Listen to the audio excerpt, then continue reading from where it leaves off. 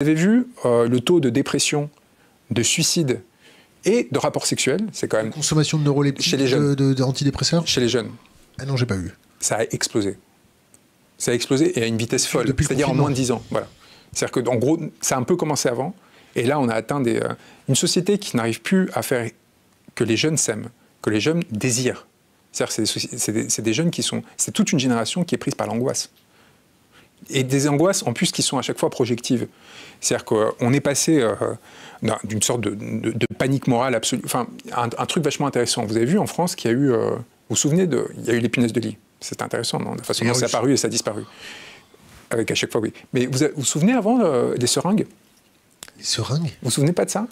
Il y a eu 1000 dépôts de plainte du fait... Pour les gens qui se faisaient piquer dans les concerts. Dans les concerts. Vous savez combien de procédures judiciaires ont abouti? 0.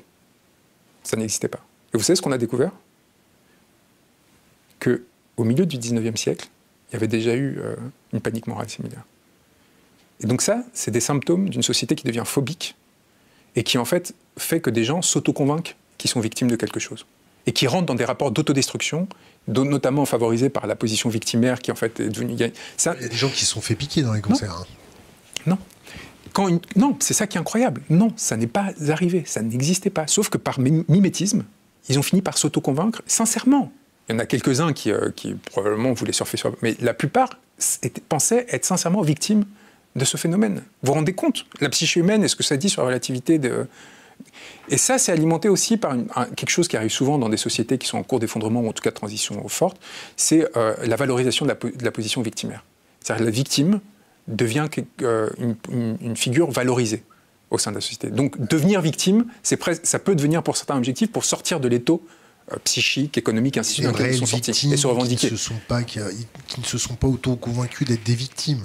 Il y en a plein des victimes. Non, mais dans tout domaine, il y a des victimes en général. Mais en l'occurrence, il y a des phénomènes qui sont étudiés en psychologie qui s'appellent les paniques morales et qui vous amènent à vous inventer en fait des faits traumatiques ou non et ainsi de suite qui vous seraient arrivés et qui vous redonnent un statut au sein de la société. Vous voyez, qui vous permettent en fait de quelque part de retrouver un petit peu de... Et ça, c'est des choses qui sont en général générées par quoi? Par la solitude, par la détresse, par le sentiment d'échec, par l'humiliation. On est quand même le pays maître.